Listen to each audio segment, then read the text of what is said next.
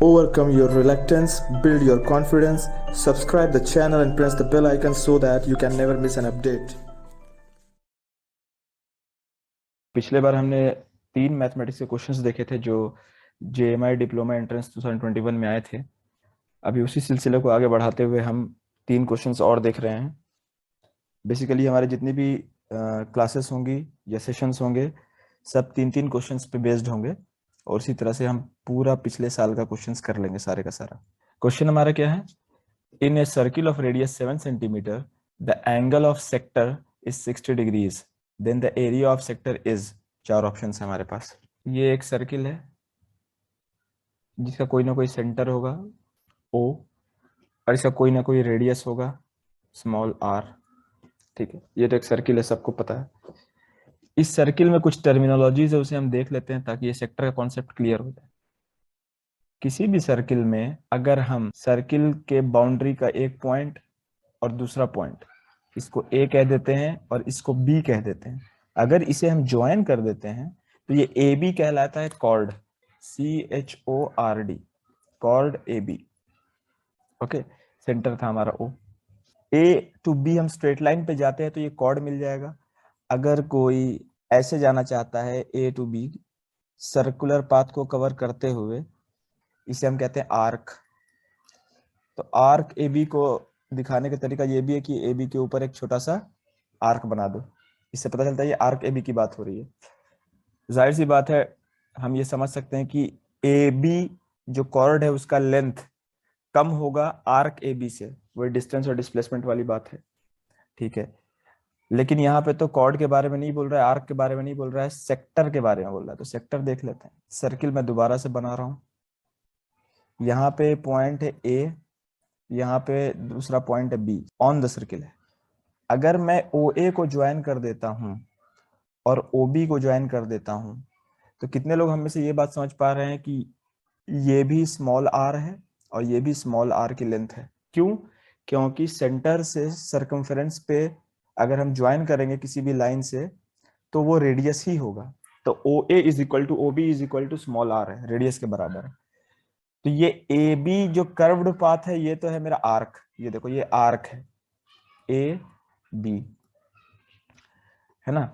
अगर मैं कॉर्ड की बात करूं तो A टू B ऐसे कॉर्ड है AB, लेकिन अगर मैं इस शेडेड एरिया की बात करता हूं, इस एरिया की बात कर रहा हूं मैं, इसे ना कॉर्ड कहते हैं, इसे ना आर्क कहते हैं, इसे कहते हैं सेक्टर। यही है सेक्टर। एक सेगमेंट वर्ड होता है, उसे भी समझ ही लेते हैं।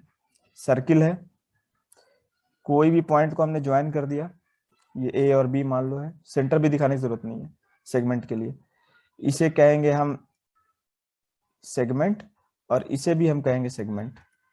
फर्क क्या होगा? ये कहलाएगा मेजर सेगमेंट, ये कहलाएगा माइनर सेगमेंट। मेजर सेगमेंट और ये कहलाएगा माइनर सेगमेंट। अब इसी सेक्टर का वो एरिया पूछ रहा है। अगर मैं AOB पे ध्यान दूं तो ये कोई ना कोई एंगल तो बना ही रहा होगा ना। यहाँ पे देखो ध्यान से, मैं रेड पेन से बना देता हूँ। यहाँ पे कोई ना कोई एंगल तो बना ही रहा होगा। उस एंगल का नाम चलो दे देते हैं हम थीटा। अब हम आते हैं नेक्स्ट पेज में कि एरिया ऑफ सेक्टर होता क्या है। अच्छा, तुम लोगों में से कितने लोग ये बता सकते हैं कि diameter is the longest chord? Diameter एक ऐसा कॉर्ड है जो कि सेंटर से पास होता है। यहां तक तो बात ठीक है। हम ये भी जान सकते हैं कि इस एरिया के बारे में अगर मैं पूछूं कि ये एरिया कितना होगा तो वो तो नहीं बता सकते, लेकिन ये जरूर बताया जा सकता है कि सर्किल का एरिया होता है पाई आर स्क्वायर, पूरे सर्किल का एरिया। ये आधा होगा इसका, ये जो एरिया होगा ये इसका आधा होगा। बिल्कुल सही है, आधा होगा, क्योंकि डायमीटर क्या करता है? इक्वल पार्ट्स में डिवाइड करता है।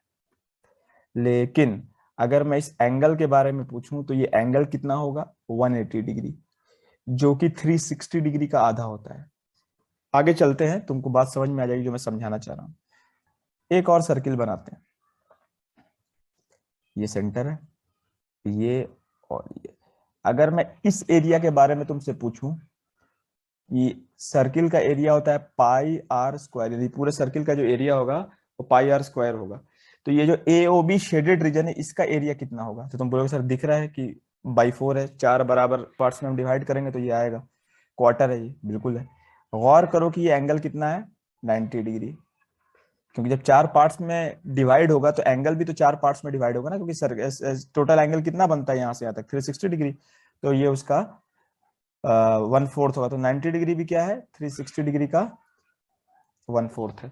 गौर कर रहे हो ये कि जो एंगल है और जो एरिया है उसमें एक रिलेशन आ रहा है, तो इससे तुम बहुत आसानी से समझ सकते हो, और ये फॉर्मूला भी है कि area of the sector is equal to theta into pi R square, theta by 360 degree into pi R square.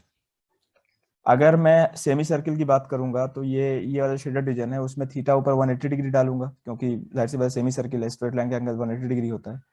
वो बाई 360 करूंगा तो 1/2 आ जाएगा, तो वही एरिया आ रहा है। यहाँ पे अगर मैं 90 डिग्री डालूंगा तो 1/4 आ जाएगा, तो वही एरिया आ रहा है। अच्छा, ये थीटा क्या है? थीटा तुम्हें जो है ना क्वेश्चन में ऐसे लिखा हुआ मिलेगा कि द एंगल ऑफ सेक्टर, या the angle subtended by the sector at the centre, या the angle subtended by the chord A B, the angle subtended by the arc A B. ये थीटा को बहुत तरह से दिखाया जा सकता है। एक तो इसका जो टर्म हमें क्वेश्चन में मिला है एंगल ऑफ सेक्टर, इसको ऐसे भी दिखाया जा सकता है कि एंगल ऑफ कॉर्ड, या angle subtended by chord at the centre, इसको बोला जा सकता है एंगल बाय आर्क या एंगल बाय सेगमेंट, या ये भी बोल सकता है कि angle A O B theta है, 360 डिग्री दिया हुआ है, यानी कि ये एंगल जो बीच पे जो सबटेंड हो रहा है वो किसी भी तरह से दिया जा सकता है, तो इसमें कंफ्यूजन की बात नहीं है। मैं ये डायरेक्ट फॉर्मूला भी तुम्हें बता सकता था, बट मैं तुम्हें फीलिंग दिला रहा हूँ कि जो है ये फॉर्मूला आया कहाँ से, ठीक है। और मैंने सोचा कि सर्किल के सारे टर्म्स भी तुमको बता दूं ताकि कोई प्रॉब्लम ना हो। तो एरिया ऑफ सेक्टर बार बार पूछे जाने वाला क्वेश्चन है, कभी कभी एरिया ऑफ सेगमेंट भी पूछता है, वो भी निकल जाएगा, कभी क्वेश्चन आएगा तो वो भी करा देंगे। तो यहाँ पे चलो क्वेश्चन में क्या है, एरिया हमें निकालना है ना, तो एरिया कितना हो जाएगा, इस फॉर्मूले के हिसाब से 60 degree by 360 degree into pi R square, तो ये हो जाएगा 1/6, 0 से 0 कट गया, 6, 22/7 इंटू 7 इंटू 7। क्यों? रेडियस कितना दिया हुआ है, 7 सेंटीमीटर दिया हुआ है, तो 7 स्क्वायर का मतलब 7 इंटू 7 होता है, तो 7 7 कैंसिल हो जाएगा, तो ये आ जाएगा 77/3, that comes out to be 25.6 bar centimetre square. तो इसमें ऑप्शन कौन सा है, 25.6 बार तो नहीं है, लेकिन यही क्लोजेस्ट ऑप्शन है, तो यही हमारा आंसर होगा। Okay, next question. अब ये एपी का क्वेश्चन है। एपी हमें मालूम है किसे कहते हैं, अरिथमेटिक प्रोग्रेशन को कहते हैं, जिसमें पहला टर्म होता है, फिर दूसरा टर्म होता है, फिर तीसरा टर्म होता है, फिर डॉट डॉट डॉट डॉट ऐसे से जाते जाते nth टर्म होता है ना। A1 का मतलब है पहला टर्म, टर्म फर्स्ट, A2 का मतलब है दूसरा, सबस्क्रिप्ट में 2 लिखा हुआ है यहाँ पे, तो दूसरा। और ये अरिथमेटिक प्रोग्रेशन में खास बात क्या होती है, A2 माइनस A1 है वो बराबर होगा A3 माइनस A2 के, वो बराबर होगा A4 माइनस A3 के। मतलब A1 में कुछ ऐड करोगे तो A2 आएगा, और वही कुछ A2 में ऐड करोगे तो A3 आएगा। इसीलिए जो A2 और A3 के बीच का डिफरेंस है, और जो A1 और A2 के बीच का डिफरेंस है, ये दोनों बराबर रहेंगे। इसको हम स्मॉल डी से दिखाते हैं, जिसे हम बोलते हैं कॉमन डिफरेंस। तो कॉमन डिफरेंस को स्मॉल डी से हम डिनोट करते हैं, और ये AN माइनस AN-1 है। अब ये देखो मैंने क्या लिखा, इसको समझना है। AN-1 जो है सबस्क्रिप्ट में लिखा हुआ है नीचे, यानी कि अगर ये x लिखा हुआ है तो इसे कहते हैं सुपरस्क्रिप्ट, इसे कहते हैं सबस्क्रिप्ट। 2 जो है सुपरस्क्रिप्ट पे है और 3 जो है सबस्क्रिप्ट पे है। तो ये जो n-1 लिखा हुआ है ये सबस्क्रिप्ट में लिखा हुआ है, यानी कि अगले टर्म में से पहला टर्म माइनस कर लो, जस्ट पहला वाला, तो वो कॉमन डिफरेंस आएगा। और एपी के केस में क्या होगा, ये बराबर आएगा। अगर मैं लिख रहा हूँ 1 2 5 9 11, तो ये एपी नहीं है, क्योंकि 2 माइनस 1 कितना होता है 1, 5 माइनस 2 कितना होता है 3, 9 माइनस 5 कितना होता है 4, 11 माइनस 9 कितना होता है 2। ये जो अगल बगल वाले नंबर्स का जो इसमें डिफरेंस है वो बराबर नहीं आ रहा, तो ये एपी नहीं है, ठीक है। चलो, ये तो एपी का एक शॉर्ट इंट्रोडक्शन हो गया। अब डायरेक्ट फॉर्मूले पे आते हैं। फॉर्मूला क्या है कि अगर हमें फर्स्ट टर्म मालूम है, स्मॉल ए हमारा कहलाता है फर्स्ट टर्म, तो यहाँ पे जो मैंने A1 लिखा है मैं इसे स्मॉल a भी लिख सकता था, कोई फर्क नहीं पड़ता, ठीक है। जो स्मॉल d है वो कहलाएगा कॉमन डिफरेंस। ए एन का मतलब होता है nth टर्म, यानी कि अगर मैं यहाँ पे A5 लिखता हूं तो उसका मतलब है फिफ्थ टर्म, A3 लिखता हूं तो थर्ड टर्म। ठीक है ना, इसके एग्जाम्पल समझ लो कि A3 का मतलब होगा थर्ड टर्म, जो तीसरा नंबर है। A5 का मतलब होगा फिफ्थ टर्म। ठीक है ना। एक आता है स्मॉल n, यहाँ पे अगर A17 में लिखूंगा तो n की वैल्यू हो जाएगी 17। जैसे यहाँ पे A3 है तो n की वैल्यू 3 आ गई है, कुछ बहुत बड़ी बात नहीं है, यही है n, स्मॉल n। इस क्वेश्चन में दिया हुआ है स्मॉल d की वैल्यू यानी कॉमन डिफरेंस की वैल्यू, स्मॉल n की वैल्यू यानी 7, nth टर्म की वैल्यू दिया हुआ यानी 4, an दिया हुआ है। पूछ रहा है a क्या होगा। nth टर्म का फॉर्मूला होता है a प्लस ब्रैकेट में n माइनस 1 इंटू डी। ये स्मॉल ए एन क्या है, nth टर्म है, जो कि हमें क्वेश्चन में गिवन है, कितना दिया हुआ है 4, तो हमने 4 पुट कर दिया। कैपिटल ए हमें निकालना है तो उसको मैंने ऐसे ही छोड़ दिया। स्मॉल एन की वैल्यू दी हुई है 7, सेवेंथ टर्म की बात हो रही है, और कॉमन डिफरेंस है -4। अब ये -4 क्या बला है, नेगेटिव कॉमन डिफरेंस। 10, 8, 6, 4, 2, 0, -2, -4। इसमें कॉमन डिफरेंस हमेशा 8 माइनस 10 होता है, ये होता है common difference. Common difference 10 minus 8 नहीं होगा, बस समझ में आई ना। हमेशा दूसरा वाला माइनस पहले वाला, तीसरा वाला माइनस दूसरे वाला, हमेशा जो आगे वाला है वो सब्सट्रैक्ट करेगा, वो माइनस साइन से पहले होगा। ठीक है ना। तो इसमें कॉमन डिफरेंस कितना आएगा, -2। उसी तरह 6 माइनस 8 करोगे तो आएगा -2। तो ये एपी भी है और कॉमन डिफरेंस -2 भी है। 0 -2 भी देख सकते हो, -2 -0 भी, मतलब पहले वाला माइनस दूसरे वाला, किसी भी तरह तुम करके देखोगे तो -2 ही आएगा कॉमन डिफरेंस। ये एग्जाम्पल हो गया। इस क्वेश्चन में आते हैं तो ये 4 is equal to A plus 6 into -4, तो मैं a माइनस 24 यहीं लिख देता हूं, is equal to 4, a is equal to 4 plus 24, a is equal to 28। तो ये इक्वेशन हमने सॉल्व किया, linear equation in one variable, तो ये मेरा आंसर आ गया। पूछ क्या रहा है, देन a इज, वो फर्स्ट टर्म भी यहाँ पे लिख सकता था। ठीक है ना, कंफ्यूज नहीं होना है, a का मतलब फर्स्ट टर्म होता है, तो इसका आंसर है b, 28। ओके, नेक्स्ट क्वेश्चन देखते हैं। इन द अरिथमेटिक प्रोग्रेशन यानी एपी, अरिथमेटिक प्रोग्रेशन क्या दिया हुआ है, पहला टर्म है 1/a, दूसरा टर्म है 3 माइनस ए बाई 3a, तीसरा टर्म क्या है 3 माइनस 2a बाई 3a। एक कंडीशन और ये लिखी है a नॉट इक्वल टू 0।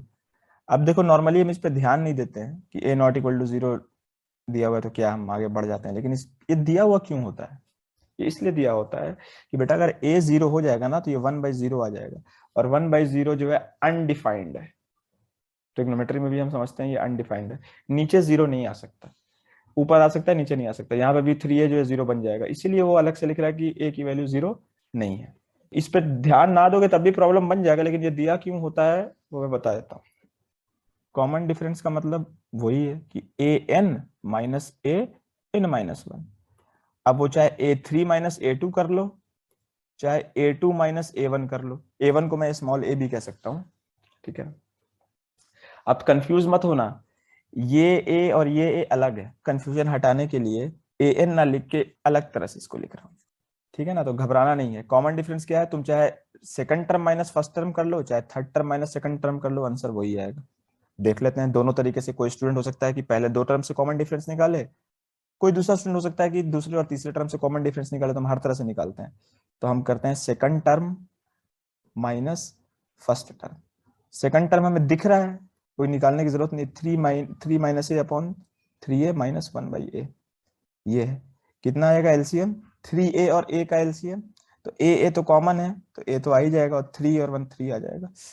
तो ये 3 माइनस ए माइनस 1 इंटू 3, तो ये -a/3a आ जाएगा। यहाँ से a और a कैंसल आउट होगा और ये आंसर आ जाएगा -1/3। तो ये मेरा आंसर है -1/3 सी। अब कोई बोल सकता है नहीं सर मैं थर्ड टर्म और सेकंड टर्म से निकालूंगा, तो ठीक है देख लो। Common difference small d is equal to third term minus second term. Third term क्या दिया हुआ है, 3 - 2 है ऊपर, 3 minus 2a by 3a। Second term दिया हुआ है 3 माइनस a बाई 3a। अब इसका एलसीएम तो दिख ही रहा है 3a हो जाएगा डायरेक्ट, और ऊपर कोई चेंज नहीं होगा। माइनस, अब देखो ये 3 माइनस a है, यहाँ पे लड़के कुछ गड़बड़ करते हैं जल्दीबाजी में। बेटा ये 3 माइनस ए डायरेक्ट नहीं लिखाएगा, ये ब्रैकेट में लिखाएगा, फिर ये माइनस जाएगा 3 के पास भी, और ये माइनस जाएगा माइनस ए के पास भी। तो ये 3 माइनस 2a माइनस 3 प्लस ए हो जाएगा अपॉन 3a। ये माइनस 3 प्लस 3 कैंसिल, और ये आएगा माइनस ए बाई 3a। ये माइनस ए कैसे लिख दिया, यहाँ पे माइनस 2a है और यहाँ पे a है, तो माइनस ए आएगा, तो फिर ये कैंसिल, माइनस 1/3। कोई लड़का बोल सकता है कि सर मैं fourth term minus third term करूंगा, तो हम बोलेंगे भैया फोर्थ टर्म दिया ही हुआ नहीं है, तो हम नहीं करेंगे। हमारे पास फर्स्ट टर्म मौजूद है, सेकंड टर्म मौजूद है, थर्ड टर्म मौजूद है, यही दोनों मेथड्स में से कोई एक मेथड यूज करेंगे। ओके, अगले क्लास में मिलते हैं।